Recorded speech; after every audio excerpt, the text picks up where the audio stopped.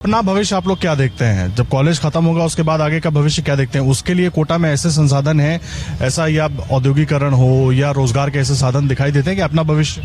कोटा में जो रोजगार के, जैसे कॉलेज फ्री होने के बाद बच्चा बेरोजगार हो जाता है, बेरोजगार होने के बाद उसको कहीं यहाँ पर ऐसी कोई उद्योग धंधे, कोई फैक्ट्री वगैरह, कोई रोजगार के ऐसे संसाधन बहुत कम है जिन चीज़ों पर सरकार ने ध्यान नहीं दिया है। कोटा में तो शिक्षा को बढ़ावा दिया है, शिक्षा को, इसके सौंदर्यीकरण को बढ़ावा दिया है। बाकी अदर जो विकास के जो धंधे हैं, रोजगार जो कारोबार है, उन चीज़ों पर कोई फोकस नहीं दिया। बात करी जाए तो लोकसभा अध्यक्ष हमारे यहाँ के हैं, तो उन्होंने भी केंद्र से कोई ऐसा दबाव नहीं बनाया जिस चीज़ों से यहाँ पे उद्योग धंधे आ सके।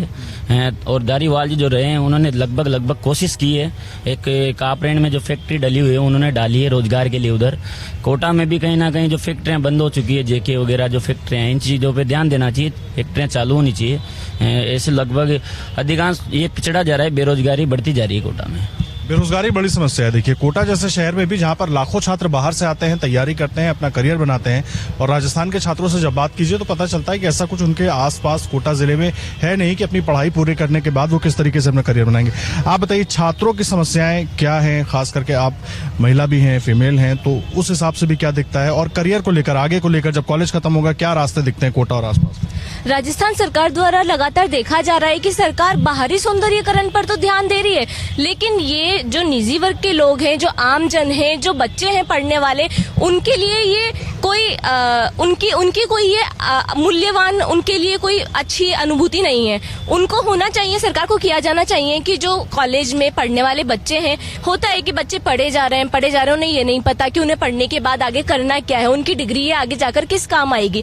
तो सरकार को कॉलेजों में नई एंटरप्रेन्योरशिप खुलवानी चाहिए, की तरीके बताने चाहिए, और नई कंपनियों को भेजना चाहिए, इंटर्नशिप के लिए बच्चों को यहाँ से भेजना चाहिए ताकि बच्चे यहाँ से पढ़ें और यहीं से नौकरी लगकर निकलें।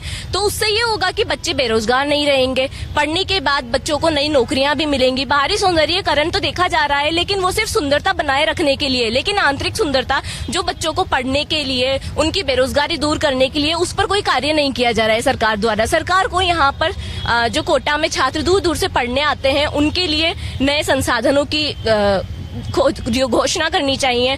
जैसे कि जो बच्चे बाहर से पढ़ने आ रहे हैं उनको किराए पर छूट देनी चाहिए। कोचिंगों में जो बच्चे अपने फीसों को जमा नहीं कर सकते, जो उसमें असमर्थ है, उनकी फीसों में छूट देनी चाहिए, उनको स्कॉलरशिप दिलवानी चाहिए।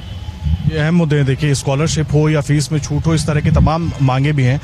मुझे एक बात बताइए, कोटा में छात्रों के लिहाज से बाहर से जो छात्र आते हैं बहुत कुछ दिखाई देता है, लेकिन अगर यहाँ के राजस्थान के छात्रों के लिहाज से बात करें, क्या एक तो कमियां दिखती हैं और क्या होना चाहिए?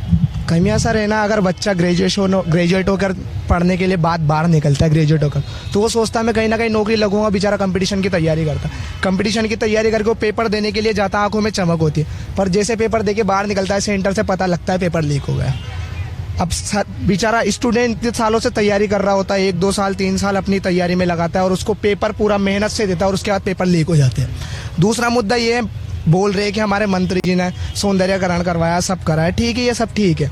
स्टूडेंट को क्या चाहिए? रोजगार चाहिए, और रोजगार के नाम पर शिक्षित युवाओं को रोजगार दे रही है हमारी सरकार नरेगा के नाम पर। तो शिक्षित आदमी इसलिए थोड़ी ना हुआ कि वो खड्डे खोदेगा 7,000 रुपये में।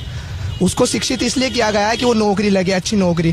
पेपर लीक हो गए, रोजगारों का ध्यान नहीं दिया जा रहा है। उसके बाद अहम मुद्दा ये होता है, पहले सरकार की नीतियां थी कि हम रोजगार, जो बेरोजगार युवा उनको बेरोजगार भत्ता देते थे। ये जो भ्रष्ट सरकार आई है वो बेरोजगारी भत्ते को भी खा गए। स्टूडेंट जाएगा कहाँ पर?